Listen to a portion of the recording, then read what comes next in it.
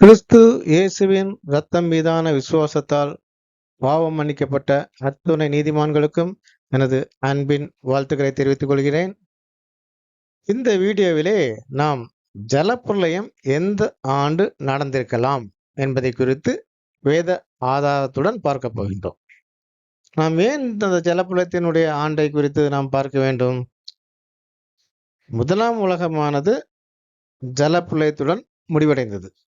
இரண்டாம் உலகமானது ஜலப்பிரளயத்துக்கு பின்னர் ஆரம்பமானது. நாம் அந்த இரண்டாம் உலகத்தில் தான் இப்பொழுது வாழ்ந்து கொண்டிருக்கிறோம். இரண்டாம் உலகம் என்று சொல்லக்கூடிய அந்த புரஜாதி காலத்தில் தான் நாம் இப்பொழுது வாழ்ந்து கொண்டிருக்கிறோம்.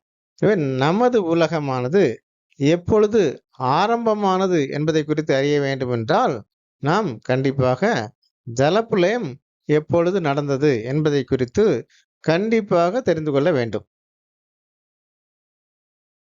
அந்த ஜலப்பிரளயமானது எப்பொழுது நடந்தது என்பதை கண்டுபிடிப்பதற்கான முதல் தகவலை நாம் வரலாற்றிலிருந்து தான் எடுத்துக்கொள்ள வேண்டும். வரலாற்றிலே நெபுகத்நேச்சாருடைய முதலாம் ஆட்சி ஆண்டு என்று கிமு 605 கொடுக்கப்பட்டிருக்கிறது. கிமு 605 தான் நெபுகத்நேச்சாருடைய முதலாம் ஆட்சி ஆண்டு. அந்த காலத்தை மட்டும் நாம் வரலாற்றிலிருந்து எடுத்துக்கொள்ள வேண்டும். அந்த 605உடன், அதாவது நெபுகத்நேச்சாருடைய முதலாம் ஆட்சி ஆண்டுடன் வேதம் கூறக்கூடிய மற்ற தகவல்களை பொருத்தி நாம் கொஞ்சம் கொஞ்சமாக ஜலப்பிரளயத்தினுடைய காலத்தை கண்டுபிடிப்ப முயல்வோம். நெபுகத்நேச்சார் முதலாம் ஆட்சி ஆண்டு 605 என்று பார்த்தோம். அவன் தனது 19ஆம் ஆட்சி ஆண்டில் எருசலேமை முற்றிலும் அழித்தான் என்று வேதம் கூறுகிறது. 2 ராஜாக்கள் 25ஆம் அதிகாரம் 8ஆம் வசனம். நெபுகத்நேச்சாருடைய முதலாம் ஆட்சி ஆண்டு கிமு 605 என்று வைத்தால் அதிலிருந்து 19 ஆண்டுகளை கூட்டினால் கிமு 586. அப்போ அதுவே நெபுகத்நேச்சாருடைய 19வது ஆட்சி ஆண்டு. அப்போ அதுதான், அதாவது கிமு 586 தான் எருசலேமுடைய கடைசி ராஜாவான செதேக்கியா ராஜாவுடைய ஆட்சியின் முடிவு. அந்த 586 தான் எருசலேமுடைய ராஜாக்களுடைய காலமானது முடிவுக்கு வருகிறது. நெபுகத்நேச்சார் எருசலேமை அழித்த காலமான கிமு 586. அத்துடன் யூதேயாவுடைய ராஜாக்கள் காலம் முடிவடைந்து விட்டது. அதிலிருந்து ஜலப்பிரளயத்துக்கான நமது கணக்கை நாம் தொடங்க வேண்டும். ராஜாக்கள் காலம், அதற்கு முன்னர் நியாயாதிபதிகள் காலம், எகிப்திலே இஸ்ரேல் ஜனங்கள் அடிமைகளாக இருந்த காலம், ஆபிரகாமுடைய மூதாதையர்களுடைய வயது அட்டவணை, இவ்வாறாக நாம் இத்தோடு இந்த 586ஓடு இந்த காலங்களெல்லாம் ஒன்றாக கூட்டி பின்னோக்கி சென்றோமேயானால் ஜலப்பிரளயத்தினுடைய காலத்தை நாம் கண்டுபிடித்து விடலாம். இந்த காலங்கள் எல்லாம் வேதத்திலே தெளிவாக கொடுக்கப்பட்டிருக்கிறது. அதுல முதல்ல நம்ம ராஜாக்களுடைய காலத்தை பார்க்கணும். யூதேயாவினுடைய முதல் ராஜா சவுல், கடைசி ராஜா சிதேக்கியா. இப்பொழுது சிதேக்கியா எந்த ஆண்டு வரை யூதேயாவை ஆண்டான் என்பதை நாம் கண்டுபிடித்து விட்டோம். அது 586. அதுவே ராஜாக்களுடைய கடைசி காலமாகும், ராஜாக்களுடைய காலத்தின் முடிவாகும். இப்போ அடுத்ததாக சவுல் எப்பொழுது யூதேயாவை ஆள ஆரம்பித்தான், இஸ்ரேலை ஆள ஆரம்பித்தான் என்பதை நாம் பார்க்க வேண்டும். சவுலின் ஆளுகையின் ஆரம்பத்தை நாம் கண்டுகொண்டால் மொத்த ராஜாக்களின் காலத்தையும் நாம் அறிந்து கொள்ளலாம். இப்போ சவுல் முதல் சிதேக்கியா வரைக்கும் யூதேயாவை மொத்தம் 21 ராஜாக்கள் ஆண்டிருக்கிறார்கள். யோவாகாஸ் என்ற ஒரு ராஜா மட்டும் 3 மாதம் மட்டுமே ஆட்சி செய்ததால் அவனுடைய பெயரை நமக்கு கணக்கிலே எடுத்துக்கொள்ளவில்லை. அவனை கணக்கில் எடுத்தாலும் கூட 22 ராஜாக்கள் மொத்தம் வருவார்கள். நமக்கு இப்பொழுது யூதேயாவுடைய கடைசி ராஜாவின் ஆட்சியின் முடிவு காலம் கிடைக்கப்பட்டு விட்டது. அந்த 586ஓடு ஒவ்வொரு ராஜாவினுடைய ஆளுகை காலமும் வேதத்திலே தெளிவாக கொடுக்கப்பட்டிருக்கிறது. அந்த 586ஓடு ஒவ்வொரு ராஜாவினுடைய ஆயுட்காலத்தை நாம் பின்னோக்கி கூட்டிக் கொண்டே சென்றோமேயானால் சவுலின் ஆளுகை எப்பொழுது ஆரம்பித்தது என்பதை நாம் எளிதிலே கணக்கிட்டு விடலாம். முதலில் எருசலேமின் கடைசி 10 ராஜாக்களுடைய ஆட்சி காலங்களை குறித்து நாம் பார்ப்போம். அதாவது அமத்சியா முதல் சிதேக்கியா வரைக்குமான அந்த கடைசி 10 ராஜாக்களுடைய ஆட்சி ஆண்டுகளை குறித்து பார்ப்போம். சிதேக்கியா கிமு 586 தன்னுடைய ஆட்சியை இழக்கின்றான். அவன் மொத்தம் 11 வருஷம் அரசாண்டான் என்று 2 நாளாகமும் 36ஆம் அதிகாரம் 11ஆம் வசனத்திலே கூறப்பட்டிருக்கிறது. இப்போ 586 11 வருடத்தை பின்னோக்கி கூட்டினோமேனால் அது கிமு 597. இப்போ 597 தான் சிதேக்கியாவினுடைய ஆட்சியினுடைய ஆரம்பம். அவனுக்கு முன்னர் யோவாகாஸ் 3 மாதம் யூதேயாவை ஆண்டான். அதை நாம் கணக்கில் எடுக்க வேண்டிய அவசியமில்லை. அவனுக்கு முன்னர் யோயாக்கீம் 11 ஆண்டு அரசாண்டான் என்று 2 நாளாகமும் 36:5 கொடுக்கப்பட்டிருக்கிறது. இப்படியானால் அவனுடைய ஆட்சியின் ஆரம்பம் கிமு 608. அவனுக்கு முன்னர் யோசியா 21 ஆண்டு அரசாண்டான். அவனுடைய ஆளுகையின் ஆரம்பம் கிமு 629. அவனுக்கு முன்னர் ஆமோன் 2 ஆண்டுகள் ஆட்சி செய்தான். அவனது ஆட்சியின் ஆரம்பமானது கிமு 631. அவனுக்கு முன்னர் மனாசே 55 ஆண்டுகள் ஆண்டான். அப்படியானால் அவனுடைய ஆளுகை ஆனது கிமு 686 ஆரம்பமாயிருக்கிறது. அவனுக்கு முன்னர் எசேக்கியா 29 ஆண்டுகள் யூதேயாவை ஆண்டிருக்கிறார். அவனது ஆளுகையின் ஆரம்பமானது கிமு 715. அவனுக்கு முன்னர் ஆகாஸ் 16 ஆண்டுகள் அரசாண்டிருக்கிறான். அவனது ஆளுகையினுடைய ஆரம்பமானது கிமு 731. அவனுக்கு முன்னர் யோதாம் 16 ஆண்டுகள் அரசாண்டிருக்கிறான். அவனது ஆளுகையானது கிமு 747 ஆரம்பமாயிருக்கிறது. அவனுக்கு முன்னர் உசியா 52 ஆண்டுகள் ஆண்டான். அவனது ஆளுகையின் ஆரம்பமானது கிமு 799. அவனுக்கு முன்னர் அமத்சியா 29 ஆண்டு அரசாண்டிருக்கிறான். அவனது ஆளுகையின் ஆரம்பமானது கிமு 828. ஆக கடைசி 10 ராஜாக்களின் ஆட்சி காலமானது கிமு 828 தொடங்கி 586 வரைக்குமான காலம்.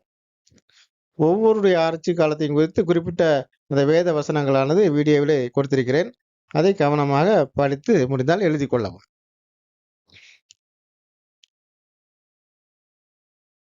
அடுத்ததாக முதல் 11 ராஜாக்களை குறித்து நாம் இப்போது பார்ப்போம். யோவாஸ் 40 வருடம் ஆளுகை செய்தான் என்று 2 நாளாகமும் 24ஆம் அதிகாரம் 1ஆம் வசனத்திலே சொல்லப்பட்டிருக்கிறது. எனவே அவனது ஆளுகையானது கிமு 828 40 வருஷத்தை கூட்டினால் கிமு 868. அந்த 868 அவனுடைய ஆளுகை ஆரம்பமாயிருக்க வேண்டும்.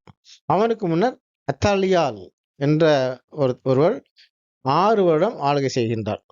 அவளது ஆளுகையானது கிமு 874 ஆரம்பமாயிருக்க வேண்டும். அவளுக்கு முன்னர் அகசியா 1 ஆண்டு அரசாண்டான். அவனது ஆளுகையானது கிமு 875 ஆரம்பமாயிருக்க வேண்டும். அவனுக்கு முன்னர் யோராம் 8 ஆண்டுகள் ஆட்சி செய்தான். அவனது ஆளுகையானது கிமு 883 ஆரம்பமாயிருக்க வேண்டும். அவனுக்கு முன்னர் யோசபாத் 25 ஆண்டுகள் அரசாண்டான். அவனது ஆளுகையானது கிமு 908 ஆரம்பமாயிருக்க வேண்டும். அவனுக்கு முன்னர் ஆசா 41 வருடம் யூதேயாவை அரசாண்டான். அவனது ஆளுகையானது கிமு 949 ஆரம்பமாயிருக்க வேண்டும். அவனுக்கு முன்னர் அபியா 3 வருடங்கள் அரசாண்டான். எனவே அவனது ஆளுகையானது கிமு 952 ஆரம்பமாயிருக்க வேண்டும். அவனுக்கு முன்னர் ரெகோபயாம் 17 வருடம் அரசாண்டான். எனவே அவனது ஆளுகையானது கிமு 969 ஆரம்பித்திருக்க வேண்டும். அவனுக்கு முன்னர் சாலமோன் 40 வருடம் அரசாண்டான்.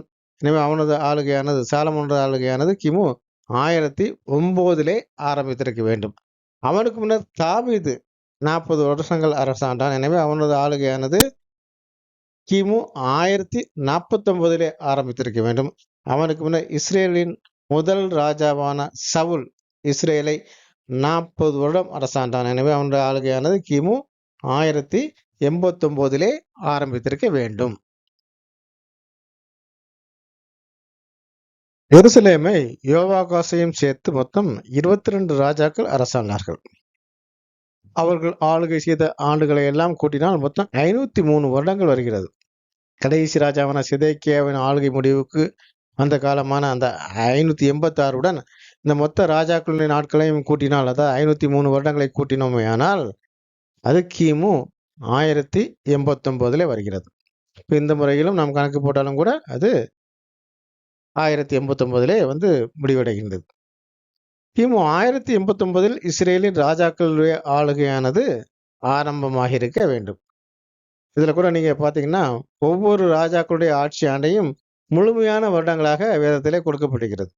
உதாரணமாக ஒரு ராஜா 15 வருடம் 3 மாதங்கள் ஆளுகை செய்தால் அவனது ஆளுகையின் காலமானது 16 வருடம் என்று முழுமைப்படுத்தி கொடுக்கப்பட்டிருக்கு. எனவே கண்டிப்பாக ஒவ்வொரு ராஜாக்களின் காலமும் ஒரு சில மாதங்களாக அதிகமாக கொடுக்கப்பட்டிருக்கும். அப்பொழுதுதான் ரவுண்ட் அப் பண்ண முடியும். எனவே மொத்த ராஜாக்களின் காலமான 503 வருடத்திலே 10 முதல் 15 வருடங்கள் குறைவாக இருப்பதற்கு வாய்ப்புகள் இருக்கிறது.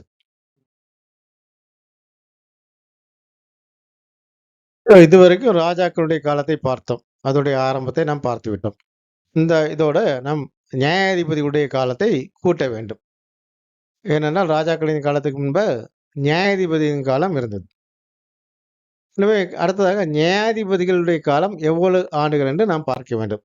நியாயாதிபதியுடைய காலமானது 450 வருடம் என்று அப்போஸ்தலர் 13ஆம் அதிகாரம் 19 முதல் 21 வசனங்களிலே கொடுக்கப்பட்டிருக்கிறது. ஆனால் யதார்த்தத்தின்படி பார்த்தால் நியாயாதிபதியினுடைய காலமானது 450 வருடங்களாக இருப்பதற்கு வாய்ப்பில்லை. இந்த வசனங்களிலே தேசத்தை பங்கிட்டு கொடுத்த பிறகு நியாயாதிபதிகள் நியமிக்கப்பட்டதாக பொருள்படும்படிக்கு அது அங்கு கொடுக்கப்பட்டிருக்கிறது. மேலோட்டமாக பார்த்தால் அப்படிதான் நமக்கு புரிகிறது. ஆனால் தேசமானது பங்கிடப்படுவதற்கு முன்பாகவே நியாயாதிபதிகள் நியமிக்கப்பட்டு விட்டார்கள். யோசுவா ஒரு நியாயாதிபதி என்பதை யாரும் மறுக்க மாட்டீர்கள் என்று நான் நம்புகிறேன்.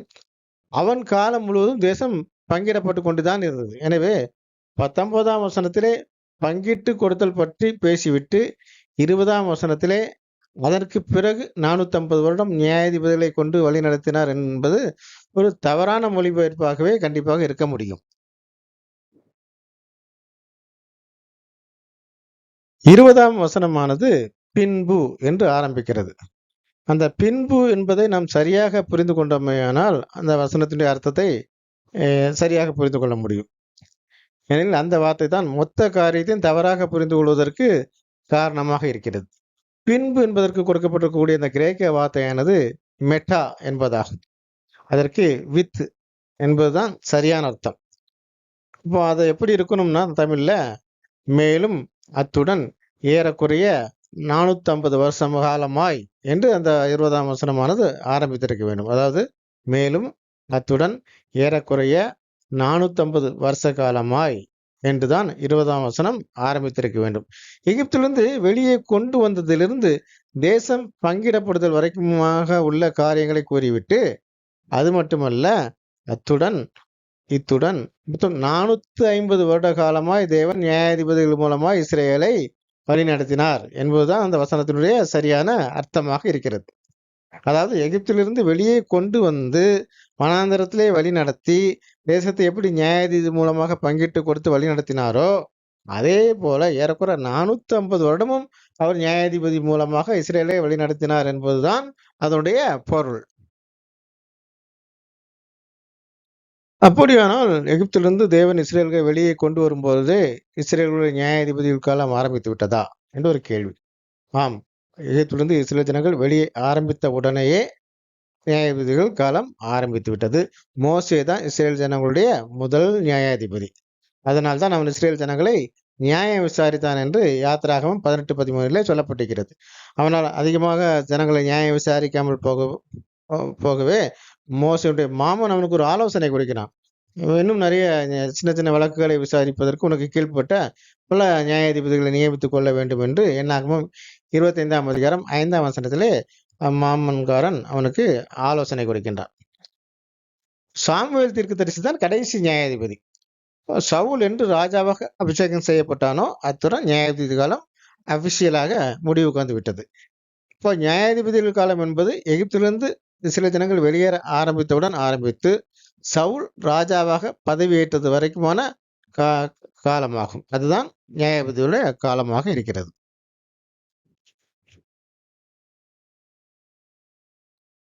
அப்படியானால் இங்கு கூறப்பட்ட 450 வருடத்தை நாம் நியாயாதிபதிகள் காலம் என்று எடுத்துக்கொள்ளலாமா? இதை நாம் அப்படி எடுத்துக்கொள்ளக்கூடாது. இங்கு நியாயாதிபதிகளால் இஸ்ரேலர்கள் வழிநடத்தப்பட்ட மொத்த காலமானது கொடுக்கப்பட்டிருக்கிறது. இஸ்ரேலர்களை மோசே எகிப்திலிருந்து வெளியே கொண்டு வரும் பொழுது நியாயாதிபதி காலம் அபிஷியலாக ஆரம்பிக்கிறது. ஆனால் அதற்கு 40 வருடத்துக்கு முன்னரே இஸ்ரேல்களை நியாயம் விசாரிக்க மோசே ஆரம்பித்து விட்டான். இஸ்ரேலன் ஒருவனை எகிப்தியன் அடிப்பதை கண்டு அந்த எகிப்தியனை மோசே கொன்று போடுகின்றான். அடுத்த நாளே 2 இஸ்ரேல் சண்டையிட்டுக் கொண்டிருக்கிற பொழுது அவர்களுக்கிடையே சமாதானம் செய்ய முயல்கின்றான்.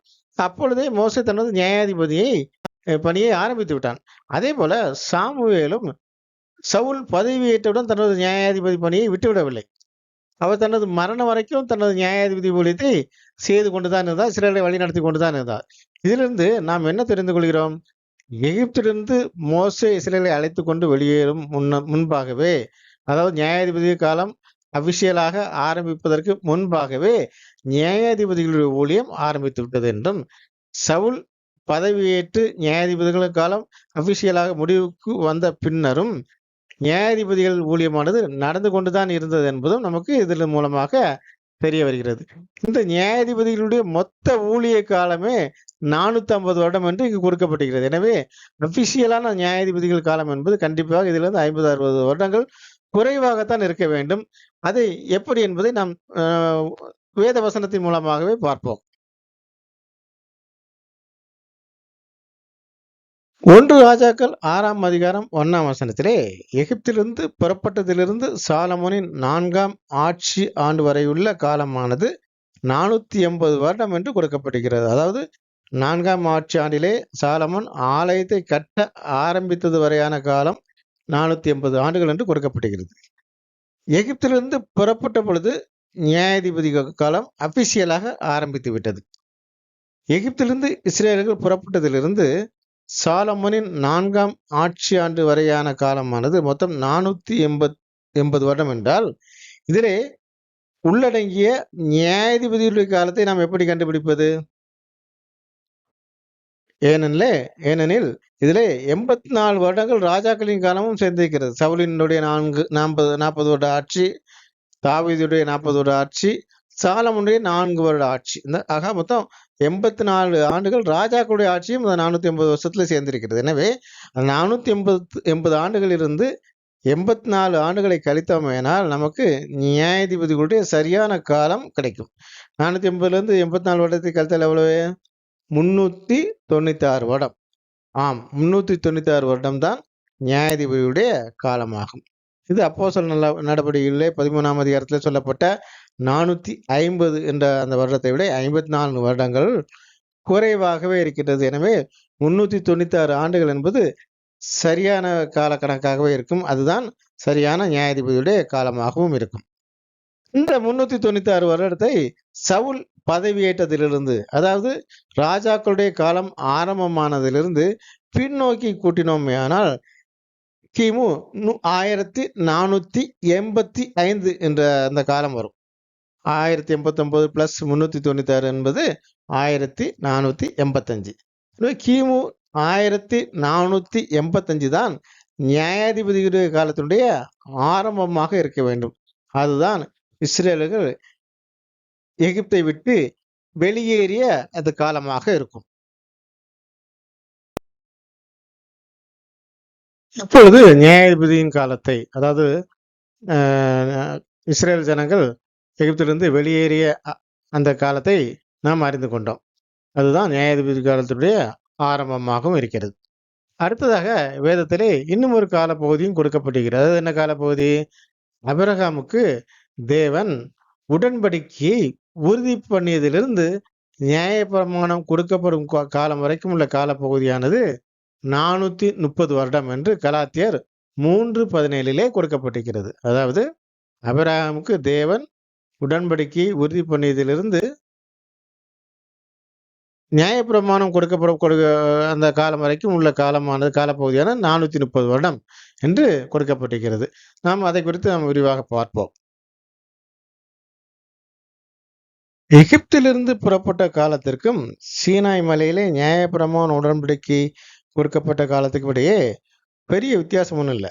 எகிப்திலிருந்து புறப்பட்ட 3ஆம் மாதத்திலே சீனாய் மலையிலே நியாயப்பிரமாணம் கொடுக்கப்பட்டு விட்டது என்று யாத்திராகமும் 19ஆம் அதிகாரம் 1ஆம் வசனத்திலே கூறப்பட்டிருக்கிறது. அவர்கள் சீனாய் மலைக்கு வந்தடைந்து விட்டார்கள் 3ஆம் வருஷத்திலே. எனவே நியாயப்பிரமாண உடன்படிக்கை கொடுக்கப்பட்ட காலமும் நியாயாதிபதிகள் காலத்துடைய ஆரம்பமும் எகிப்திலிருந்து இஸ்ரேலுக்கு புறப்பட்ட காலமும் ஒன்றுதான். நியாயாதிபதிகள் காலம் ஆரம்பமானதிலிருந்து தேவன் ஆபிரகாமுக்கு உடன்படிக்கையை உறுதி பண்ணியது வரைக்குமான காலம் 430 வருடம் என்று நாம் இந்த வசனத்தை சரியாக புரிந்து கொள்ள வேண்டும். கிமு 1485 அந்த கலாத்தியர்ல சொல்லப்பட்ட 430 கூட்டினோமேயானால் தேவன் ஆபிரகாமுக்கு உடன்படிக்கையை முன்னுறுதி செய்த அந்த காலத்தை கண்டுபிடித்து விடலாம். இப்போ கிமு 1485 430 கூட்டினா எவ்வளவு வருதுன்னா கிமு 1915. அந்த 1915 தான் தேவன் ஆபிரகாமுக்கு உடன்படிக்கையை முன்னுறுதி செய்த அந்த ஆண்டாக இருக்கிறது. ஆபிரகாமுக்கு உடன்படிக்கையை உறுதிப்படுத்துதல்னா என்ன? முன்னுறுதி செய்தல்னா என்ன? அது எப்பொழுது நடந்தது? ஆபிரகாம் தனது தகப்பனான தேராகுவுடன் தனது சொந்த தேசமான மெசபடோமியா என்ற அந்த தேசத்திலிருந்து வெளியே வருகிறார். ஆரானிலே தேராகுவும் ஆபிரகாமும் அங்கே தங்கி விடுகிறார்கள். தேராகு அந்த ஆரானிலே மரித்து விடுகிறான் என்று அந்த ஆதியாகமம் 11:32 சொல்லப்பட்டிருக்கிறது. ஆரானிலே தேராகு மரித்தவுடனே தேவன் ஆபிரகாமுடன் டீல் செய்ய ஆரம்பிக்கின்றார். முதலிலே தேவன் ஆபிரகாமுடன் அப்பொழுதுதான் பேசுகின்றார். இப்பொழுதுதான் தேவன் ஆபிரகாமுக்கு கானான் தேசம் குறித்த உடன்படிக்கையை முதலிலே கூறுகின்றார். முன்னுறுதி பண்ணுதல் என்றால் முதலிலே உறுதி பண்ணுதல் என்று அர்த்தமாகும். ஆபிரகாமுடன் உடன்படிக்கை முன்னுறுதி பண்ணப்படுதல் என்பது தேராகு மரித்த உடனே நடந்த காரியமாக இருக்கிறது. எனவே உடன்படிக்கையை உறுதி பண்ணுதல் என்பதும் தேராகு மரித்தலும் ஒரே காலகட்டத்திலே நடந்தவையாக. எனவே ஆபிரகாமுக்கு உடன்படிக்கை முன்னுறுதி செய்யப்பட்டது என்பதை தேராகு மரித்த காலம் என்று நாம் கொள்ளலாம். இப்ப நியாயாதிபதி காலம் ஆரம்பத்திலிருந்து 430 வருடத்துக்கு முன்பாக தேராகு மரித்து போகின்றான். 430 வருடங்களுக்கு முன்பாக தேவன் ஆபிரகாமோடு உடன்படிக்கையை முன்னுறுதி செய்கின்றார். இப்ப தேராகு மரித்த வருடம் ஆபிரகாமுக்கு தேவன் உடன்படிக்கை முன்னுறுதி செய்த அதே காலம்தான், கிமு 1915. இப்பொழுது ஆபிரகாமுக்கு வயது 75. இப்பொழுது ஜலப்புலத்தின் காலத்தை கண்டுபிடிப்பதற்கான அந்த கடைசி கட்டத்துக்கு நாம் வந்துவிட்டோம். தேராகு மரித்த வருடம் கிமு 1915 என்று கண்டுபிடித்திருக்கிறோம். ஒவ்வொருவரும் எத்தனையாவது வயதிலே யாரை பெற்றார்கள் என்று கொடுக்கப்பட்டிருக்கிறது. தேராகுவின் மரணத்திலிருந்து இந்த வயது கணக்கை நாம் கூட்டிக் கொண்டே போனோமானால் ஜலப்புலத்தின் காலத்தை கண்டுபிடித்து விடலாம். தேராகு 205 வருடம் வாழ்ந்தான் என்று ஆதியாகமம் 11:32 கூறப்பட்டிருக்கிறது. கிமு 1915 அதாவது அது தேராகுடைய மரித்த வருடம், அதிலிருந்து அவனுடைய வாழ்ந்த காலத்தை கூட்டினோமேயானால், அதாவது 2005 வருடத்தை கூட்டினோமேயானால் அவனுடைய பிறந்த வருடம் நம்ம கண்டுபிடித்து விடலாம். அது கிமு 2120. அதாவது கிமு 915 2005 வயதை கூட்டினோமேயானால் கிமு 2120. இப்போ தேராகுவின் தகப்பன் பெயர் நாகோர். தேராகு கிமு 2120 பிறந்தான் என்றால் நாகோர் அந்த வருடம் தேராகுவை பெற்றெடுத்தான் என்று அர்த்தம். இப்போ நாகோரின் பிறந்த வருடத்தையும் நாம் கண்டுபிடிக்கலாம். நாகோர் தனது 29வது வயதிலே தேராகுவை பெற்றான் என்று கூறப்பட்டிருக்கிறது. அப்போ கிமு 2120 29 வயதை கூட்டினோமேயானால் கிமு 2149. அதுதான் நாகோர் பிறந்த வருடம். இப்படி ஒவ்வொருவரும் தனது எத்தனையாவது வயதில் தனது பிள்ளைகளை பெற்றெடுத்தார்கள் என்று கூறப்பட்டிருக்கிறதோ அதன் மூலமாக அவர்களுடைய பிறந்த வருடத்தை நாம் கண்டுபிடிக்கலாம். நாகோரின் தகப்பன் பெயர் செருகு. செருகு தனது 30வது வயதிலே நாகோரை பெற்றான் என்று சொல்லப்பட்டிருக்கிறது. எனவே செருகு பிறந்த வருடமானது கிமு 2179. செருகுவின் தகப்பன் பெயர் ரகு. ரகு தனது 32வது வயதிலே செருகை பெற்றான் என்று கூறப்பட்டிருக்கிறது. எனவே ரகுவின் பிறந்த வருடமானது கிமு 2211. ரகுவின் தகப்பன் பெயர் பேலேகு. அவன் தனது 30வது வயதிலே ரகுவை பெற்றான் என்று சொல்லப்பட்டிருக்கிறது. எனவே பேலேகு பிறந்த வருடமானது கிமு 2241. பேலேகுவின் தகப்பன் பெயர் ஏபேர். ஏபேர் தனது 34வது வயதிலே பேலேகுவை பெற்றான் என்று சொல்லப்பட்டிருக்கிறது. எனவே ஏபேர் பிறந்த வருடம் கிமு 2275. ஏபேரின் தகப்பன் பேர் சாலா. சாலா தனது 30வது வயதிலே ஏபேரை பெற்றான் என்று சொல்லப்பட்டிருக்கிறது. எனவே சாலா பிறந்த வருடமானது கிமு 2305. சாலாவினுடைய தகப்பன் பேர் அர்பக்சாத். அர்பக்சாத் தனது 35வது வயதிலே சாலாவை பெற்றான் என்று சொல்லப்பட்டிருக்கிறது. எனவே அர்பக்சாத் பிறந்த வருடமானது கிமு 2340. அர்பக்சாத்தை சேம் ஜலப்பிரளயம் முடிந்த 2ஆம் ஆண்டிலே பெற்றெடுத்தான் என்று சொல்லப்பட்டிருக்கிறது.